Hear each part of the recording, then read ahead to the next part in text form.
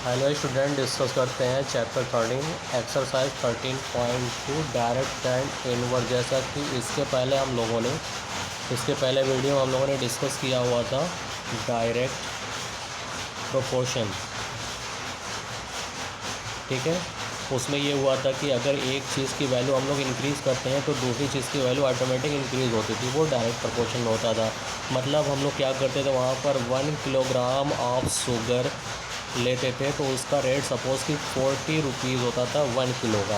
अगर हम quantity sugar की इंक्रीज़ करते हैं 2 किलो 3 किलो 4 किलो कुछ भी करते हैं, सपोज़ कि 3 किलोग्राम ऑफ शुगर अगर हम लोग करते थे तो यहाँ पर हो जाता था 120 रुपीज़। ये आपका डायरेक्ट प्रोपोर्शन में हुआ करता था। लेकिन अब आज हमें क्या डिस्कस करना है, हमें डिस्कस जो करना है वो इन्वर्स प्रोपोर्शन हमें आज डिस्कस करना है। इसमें होता क्या है, इसमें क्या है, जैसा कि डायरेक्ट में हमने पढ़ा था कि एक चीज़ की वैल्यू जो होती थी इंक्रीज़ करते थे उसके दूसरे वाले की भी इंक्रीज़ हुआ करती थी। पहले ही घटाएंगे तो दूसरे की डिक्रीज़ होती थी। इन्वर्स में क्या है, अगर किसी एक की वैल्यू हम लोग इंक्रीज़ करते हैं तो दूसरे की वैल्यू डिक्रीज़ हो जाती है, और पहले की अगर डिक्रीज़ करते हैं तो दूसरे की इंक्रीज़ हो जाती है। सपोज़ कि हम क्या करते हैं, यहाँ पर लेबर ले लेते हैं और वर्क ले लेते हैं। ठीक है, लेबर एंड वर्क। हम लोग क्या करते हैं कि अब सपोज़ कि कोई एक दीवार हमें खड़ी करवानी है, ठीक है, या फिर कंस्ट्रक्शन का कोई भी काम करवाना है, तो हम क्या कर रहे हैं, सपोज़ कि 5 लेबर हम लोग ले रहे हैं और 5 लेबर किसी एक काम को जितनी भी, मतलब इसमें जो हमारा वॉल खड़ी करनी या फिर वर्क हमें करवाना है वो क्या है, बिल्कुल लिमिटेड है। लेकिन जो ये वर्क कर रहे हैं कितने डेज़ में वर्क जो होगा वो डेज़ में होगा। 5 लेबर सपोज़ कि 40 डेज़ में कंप्लीट करते हैं। अगर हम लोग क्या करते हैं कि लेबर को इंक्रीज़ कर दें, सपोज़ कि 5 की जगह पर 8 लेबर हम लोग कर दें, तो ये वर्क कितने दिन में कंप्लीट होगा, हमें ये फाइंड करना होगा।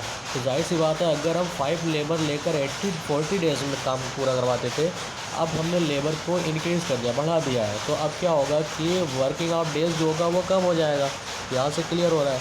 तो हम यहाँ पर देख रहे हैं, इसको हम लोग क्या करते हैं, ये आपका x1 होता है, ये x2 होता है। आगे भी अगर हम ऐसा लेते रहेंगे तो x3 x4 x5 हो जाएगा।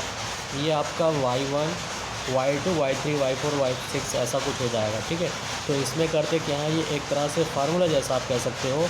इसको हम करते हैं x1 into y1 equal to x2 into y2, ऐसा किया जा सकता है। तो हम देख रहे हैं x1 इंटू y1 क्या है, x1 5 है, y1 हमारा 40 है, इक्वल टू x2 हमारा 8 है और y2 हमें फाइंड करना है। रोटेट करके आप ट्रांसपोज कर सकते हैं तो हो जाएगा y2 equal to 5 into 40 upon 8, cancel out होगा, 8 5 का 40 हो जाएगा।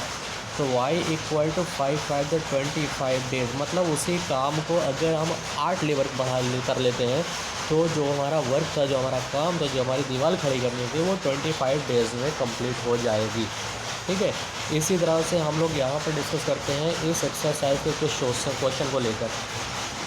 तो देखिए, पहला हम लोगों का क्या है, यहाँ पर चैप्टर 13 का exercise 13.2 direct and inverse proportion के क्वेश्चन नंबर फर्स्ट दिया हुआ है कि विच ऑफ द फॉलोइंग और इन इनवर्स प्रोपोर्शन। इसमें आपको ये बताना है कौन सा इनवर्स में।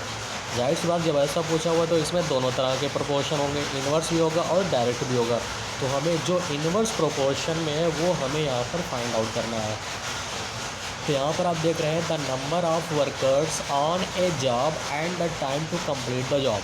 नंबर ऑफ़ वर्कर और time to complete the job. अब आप ये देख रहे हो कि नंबर ऑफ़ वर्कर्स और time to complete the job में क्या रिलेशन बन रहा है। नंबर ऑफ़ वर्कर्स जितने भी होंगे, कंप्लीट वर्क जो है वो कितने टाइम में करेंगे, वर्कर को इंक्रीज़ करेंगे, वर्किंग डेज़ कम हो जाएगा, वर्कर को ज़्यादा कर देंगे, वर्किंग डेज़ कम हो जाएगा, नंबर ऑफ़ वर्कर्स को कम कर देंगे, वर्किंग डेज़ आपका बढ़ जाएगा। तो जाहिर सी बात है ये आपका इन्वर्स में हो जाएगा, इन्वर्स प्रोपोर्शन। ठीक है, ये आपका इन्वर्स प्रोपोर्शन में हो जाएगा। ठीक, इसी तरह दूसरा वाला क्या कह रहा है, time taken for a journey and the distance travelled in a uniform speed. अब देखिए, यहाँ पर स्पीड जो है यूनिफॉर्म दिया हुआ है, स्पीड यूनिफॉर्म दिया हुआ है, एक लिमिटेड स्पीड से हम आगे बढ़ रहे हैं। ठीक है, तो यहाँ पर लिमिटेड स्पीड से हमें जाना है, तो time taken for a journey and the distance travel, मतलब एक डिस्टेंस हमारी क्या है, डिस्टेंस हमारी जो भी गिवन है और स्पीड तो हमारी लिमिट है। हम टाइम जो भी ले रहे हैं, टाइम जितना भी ले रहे हैं, 2 मिनट 4 मिनट 10 मिनट 15 मिनट 1 घंटे जो भी ले रहे हैं, हमारी डिस्टेंस उसी हिसाब से बढ़ती चली जाएगी। और अगर हम टाइम कम कर रहे हैं तो हमारी डिस्टेंस कम होती चली जाएगी, क्योंकि स्पीड इसकी क्या है, यूनिफॉर्म स्पीड में, एक लिमिटेड स्पीड में है। आप 10 की स्पीड से जा रहे हो, 20 की स्पीड से जा रहे हो, 25 की स्पीड से जा रहे हो, आपकी लिमिट इक्वल है, ठीक है। तो इस तरह से ये आपका डायरेक्ट प्रोपोर्शन हो जाएगा, डायरेक्ट प्रोपोर्शन। इस तरह से इसका क्वेश्चन नंबर 3 दिया हुआ है, area of cultivation land and the crop harvested, मतलब यहाँ पर area of cultivated land and the crop harvested, मतलब लैंड हमारी जितनी ज़्यादा होगी उतनी ज़्यादा क्रॉप होगी, और लैंड जितनी कम होगी उतनी कम क्रॉप होगी। इसका मतलब ये आपका एरिया ऑफ लैंड का एरिया, अगर हम कल्टीवेटेड एरिया बढ़ाते हैं तो क्रॉप हार्वेस्टिंग ज़्यादा हो जाएगी, कल्टीवेटेड एरिया कम करते हैं तो हार्वेस्टिंग क्रॉप कम हो जाएगी। इसका मतलब ये भी आपका डायरेक्ट में हो जाएगा, डायरेक्ट प्रोपोर्शन, ठीक है। इसी तरह से आपका इसका क्वेश्चन नंबर 4 यानी कि डी दिया हुआ है, the time taken for a fixed journey and the speed of the vehicle. Fix journey मतलब सपोज़ कि हमें 400 किलोमीटर की डिस्टेंस कवर करनी है, 400 किलोमीटर की, यानी कि फिक्स जर्नी है। तो टाइम अगर हम ज़्यादा लेंगे तो स्पीड हमारी कम हो जाएगी, और अगर हम स्पीड बढ़ा देते हैं तो टाइम हमारा ज़्यादा लग जाएगा। मतलब स्पीड अगर हम ज़्यादा कर देंगे तो टाइम हमारा कम लग जाएगा, और अगर हम स्पीड कम कर देंगे तो टाइम हमारा ज़्यादा लग जाएगा।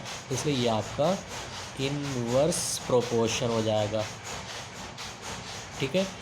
एग्जांपल ले सकते हो, लखनऊ आपको जाना है, यहाँ से सपोज़ कि 200 किलोमीटर की डिस्टेंस है, लखनऊ जाना है। तो अगर हम लोग क्या करते हैं कि स्पीड हम अपनी जो है 100 किलोमीटर पर आवर की स्पीड से जाते हैं, तो हमारा टाइम कितना लग रहा है वो हम देख रहे हैं, ठीक है। और अगर हम स्पीड 50 किलोमीटर पर आवर की स्पीड से देख रहे हैं तो हमारा टाइम ज़्यादा लग जा रहा है, इसलिए ये इन्वर्सली प्रोपोर्शनल हो जाएगा।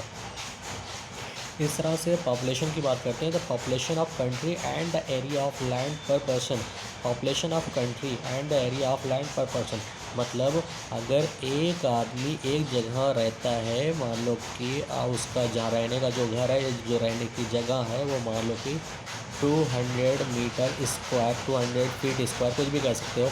अगर हम नंबर ऑफ मैन या पर्सन इंक्रीज कर देंगे तो उसकी एरिया कम हो जाएगी ना, कम जगह पे हो जाएगा। घर में आदमी जितने ज़्यादा बढ़ते चले जाएंगे उनके रहने की जगह उतनी कम हो जाएगी, आदमी कम होंगे रहने की ज़्यादा हो जाएगी, इसलिए ये भी आपका इन्वर्स प्रोपोर्शन में हो जाएगा। आई होप कि इतना ये आपको क्लियर समझ में आ गया होगा, ठीक है ना। इसी तरह से डिस्कस करते हैं इसका क्वेश्चन नंबर 2। ये तो बहुत ही ईजी क्वेश्चन है। हमें क्या करना है, मेरा टेलीविज़न गेम शो है, यहाँ पर the prize money of 1 lakh is to be divided equally among the winners. जो प्राइस है 1 लाख रुपया फिक्स है, 1 लाख फिक्स है, और जो भी इसमें विनर्स हैं उनको इक्वली डिवाइड कर दे दिया जाएगा। अगर एक बंदा जीतता है तो उसको कंप्लीट पूरा दे दिया जाएगा, 2 जीतते तो इसमें से डिवाइड कर दिया जाएगा, 3 जीते तो इसमें से डिवाइड कर दिया जाएगा। इस तरह से 1 लाख में से सभी को डिवाइड करके इक्वली डिस्ट्रीब्यूट करना है। ये नहीं कि फर्स्ट सेकंड थर्ड जो आता है उसको कम ज़्यादा करके देना, नहीं, इक्वल डिस्ट्रीब्यूट करना है। Complete the following table and find whether the prize money given to an individual winner is directly और inversely proportional to the number of winners. तो आप देख रहे हैं इस तरह से अगर एक बंदा जीता है तो इसको 1 लाख रुपये मिल जा रहे हैं, ठीक है। 2 बंदे जीत रहे हैं तो उसको 50,000 मिल जा रहे हैं, 50,000। अगर 4 बंदे विन कर रहे हैं, यानी कि van the number of winners are 4, then each winner will get, कितना मिलेगा, अमाउंट तो 1 लाख है, ठीक है, 1 लाख रुपये अमाउंट है। 4 बंदे विन कर रहे हैं, जीत रहे हैं, तो इसको हम लोग डिवाइड कर देंगे, 4 लोगों में डिवाइड हो जाएगा, यानी कि ये 25,000 हर बच्चे को, हर विनर को 25,000 मिल जाएगा। मतलब ये हो जाएगा आपका 25,000। अगर 5 लोग विन कर रहे हैं एक गेम को, 5 लोग विन कर रहे हैं तो 5 लोगों में ये 1 लाख रुपये डिवाइड हो जाएगा, यानी कि 1 लाख डिवाइडेड बाई 5। तो ये हो जाएगा आपका 20,000। हर बंदे को 20,000 मिल जाएगा। और अगर 8 बंदे विन कर रहे हैं, 8 बंदे विन कर रहे हैं, तो हो जाएगा 1 लाख को 8 से डिवाइड कर देंगे। जब 8 से हम लोग डिवाइड कर दें तो हो जाएगा ये आपका आप करोगे 12,500 रुपीज़ हो जाएगा, 12,500 हो जाएगा। और अगर 10 लोग 10 विनर्स विन कर 10 पार्टिसिपेशन जो भी होते हैं वो विन कर रहे हैं, तो ये आपका 1 लाख को 10 से डिवाइड करोगे तो 10,000 हो जाएगा। 20 कर रहे हैं तो इस तरह से 5,000 हो जाएगा। ठीक है, ये आसान सा क्वेश्चन है, इस तरह से आप कर सकते हैं। और जैसा कि हम लोगों ने इसके पहले शुरू में अभी हमने बताया कि इस तरह से अगर आप काम करना चाह रहे हो, इस तरह से काम करना चाह रहे हो, तो पहला बंदा था 1 बंदा विन कर रहा है, उसको 1 लाख रुपये मिल जा रहे हैं। ठीक है, अगर 10 बंदे विन कर रहे हैं तो कितना मिलेगा, तो हमने मल्टीप्लाई किया हुआ था, ये x1 ये x2 ये y1 ये y2, x1 y1 equal to x2 y2 कर देते थे, x1 1 y1 1 lakh equal to x2 हमारा 10 था और y2 हमारा y2 था, तो y2 इक्वल टू ये हो जाएगा आपका 1 लाख ही होगा, और अपॉन 10 से हम कैंसिल कर देंगे, आ जाएगा हमारा 10,000, y2 इक्वल टू 10,000 मिल जाएगा। ठीक है ना, हर बच्चे को 10,000 इस तरह से भी आप कर सकते हैं, लेकिन यहाँ पर 2 को साथ में लेकर चलना है। आई होप कि इतना आपको क्लियर समझ में आ गया होगा। इसी तरह से अब क्वेश्चन नंबर 3 देखते हैं। तो क्वेश्चन नंबर 3 क्या होता है, क्वेश्चन नंबर 3 ये है कि Rahman is making a wheel using spokes. Rahman एक व्हील बना रहा है स्पोक्स से, तेलियों से। He wants to fix equal spokes यानी कि 1 2 ना कहते हैं, हम 4 स्पोक्स कहते हैं। यहाँ पर सेंटर एक्सल होता है, 1 2 3 4 स्पोक्स हो गए, तो जितने भी एंगल सब बनेंगे, हर एंगल आप देख रहे हैं 90 डिग्री के बन रहे हैं। ठीक है, और अगर हम इसकी जगह पर 4 की जगह पर 6 कर देते हैं, अगर हम 6 स्पोक्स कर देते हैं, तो हर एंगल जो होगा वो आपका 60 डिग्री का बनेगा। ठीक है, 60 का बनेगा। इसी तरह से अगर हम 8 स्पोक्स कर देते हैं तो हमारा कितने डिग्री का एंगल बनेगा, तो यही बोला हुआ है कि in such way that the angle between any pairs of consecutive spokes are equal help him by completing the following table. अब क्या करना है कि इस टेबल को हमें कंप्लीट करना है। हम जानते हैं कि हमारा जो कंप्लीट एंगल होता है, तो ये पूरा सर्कल का कंप्लीट एंगल जो होता है वो 360 का होता है। अगर हम नंबर ऑफ स्पोक्स जितनी भी लगाएंगे उसी हिसाब से हमारा एंगल डिवाइड हो जाएगा, यानी कि 4 स्पोक्स लगी हुई है तो 360 को हम क्या किए, 360 को 4 से डिवाइड करेंगे तो हमारा 90 डिग्री का बन जाएगा। इसी तरह से अगर हम 6 लगा रहे हैं तो 360 को 6 से डिवाइड करेंगे तो 6 6 जा 30 हमारा 60 डिग्री का बन जाएगा। फिर अगर हमारा 8 होता है तो हम 360 को 8 से डिवाइड करेंगे, जब 8 से डिवाइड करेंगे तो हमारा हो जाएगा ये लगभग 45 डिग्री हो जाएगा। 360 को अगर 10 की बात होती है तो ये हमारा 60 डिग्री हो जाएगा, 36 डिग्री हो जाएगा। और अगर 12 की बात करते हैं तो 360/12 हो जाएगा, तो ये हो जाएगा 12 2 24। और इस तरह से अच्छा ये 12 है तो इसको डिवाइड कर लेते हैं हम लोग, 12 3 36 यानी कि हो गया आपका 30 डिग्री का एंगल हो गया। तो ये आप देख रहे हैं, ये हमारा जब हम 8 स्पोक्स ले रहे हैं तो हमारे 45 डिग्री के एंगल हो रहे हैं, 10 ले रहे हैं तो 36 के हो रहे हैं, 12 ले रहे हैं तो 30 डिग्री के हो रहे हैं। ठीक है, इस तरह से हमारे कुछ क्वेश्चंस आगे भी दिए हुए हैं। Are the number of spokes and the angle form between the pair of consecutive spokes in inverse proportion. जब हम क्या करते हैं कि हम स्पोक्स इंक्रीज़ करते हैं तो हमारे एंगल बढ़ जाते हैं, एंगल ज़्यादा हो जाते हैं। तो नंबर ऑफ स्पोक्स जितने ही ज़्यादा इंक्रीज करेंगे एंगल से डिक्रीज होता रहेगा। इस तरह से ये हमारा हो जाएगा इनवर्स। ठीक है, इनवर्स प्रोपोर्शन हो जाएगा, मतलब नंबर ऑफ स्पोक्स अगर 4 था तो एंगल 90 डिग्री के बन रहे थे, नंबर ऑफ स्पोक्स अगर हम 60 कर दे रहे हैं तो एंगल हमारे कम हो जा रहे हैं। स्पोक्स इंक्रीज करते जा रहे हैं, एंगल हमारे डिक्रीज होते चले जा रहे हैं, इसलिए हमारा इन्वर्सली प्रोपोर्शनल में होता है। ठीक है, इसी तरह से इसका सेकंड क्वेश्चन आप देख रहे हैं, calculate the angle between a pair of consecutive spokes on a wheel with 15 spokes, 15 spokes की बात कर रहे हैं। 15 को यानी कि 360 को अगर हम 15 से डिवाइड कर दें तो हमारा क्या बनेगा, 15 2 30 हो गया, 15 4 60 यानी कि 24 डिग्री हो जाएगा। क्लियर। इसी तरह से question third, how many spokes would be needed, number of spokes हमें फाइंड करना, if the angle between a pair of consecutive spokes in 40 degree. Same वही काम, 360 को आप 40 से डिवाइड कर दो, 0 0 कैंसिल हो गया, 4 9 यानी कि 9 स्पोक्स हमारा हो जाएगा। ठीक है, 9 स्पोक्स हो जाएगा। आई होप कि इतना आपको क्लियर समझ में आ गया होगा। अब डिस्कस करते हैं क्वेश्चन नंबर 4 13.2 का। If a box of sweet is divided among 24 children, मतलब एक बॉक्स स्वीट्स की एक बॉक्स है जिसमें स्वीट्स मिठाइयाँ रखी हुई हैं और उसमें क्या है 24 बच्चों को 24 चिल्ड्रेन को डिवाइड की जा रही है। They will get 5 sweets each, हर एक बच्चा 5 टॉफ़ी पाता है। How many would each get if the number of children is reduce 4, अगर 24 टोटल थे पहले, अगर इसमें 4 बच्चों को रिड्यूस कर दिया, कम कर दिया जाए तो कितने, हर बच्चे को कितनी टॉफ़ियाँ मिलेगी, कितनी मिठाइयाँ मिलेगी। ठीक है, तो यहाँ पर आपका था number of children, number of children आप देख रहे हो, और दूसरा स्वीट था। ठीक है, यानी कि नंबर ऑफ चिल्ड्रेन अगर 24 बच्चे थे तो वो 5 स्वीट्स पाते थे, और इसमें से 4 चिल्ड्रेन को रिड्यूस कर दिया जाए। रिड्यूस करने का मतलब हम कह सकते हैं कि यहाँ पर जब 4 रिड्यूस करेंगे तो बचेगा 20, तो हमें ये कितना मिल रहा है, तो उससे हम फाइंड कर सकते हैं x1 y1 equal to x2 y2।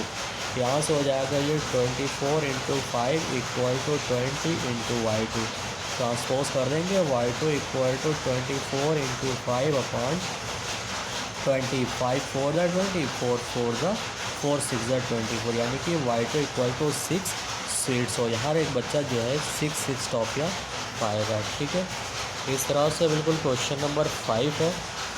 A farmer has enough food to feed 20 animals his cattle for 6 day, यानी कि एक किसान के पास जो है वो 20 जानवरों को खिलाने के लिए खाना है, इतना फूड है कि वो 20 एनिमल्स को 6 डेज तक खिलाएगा।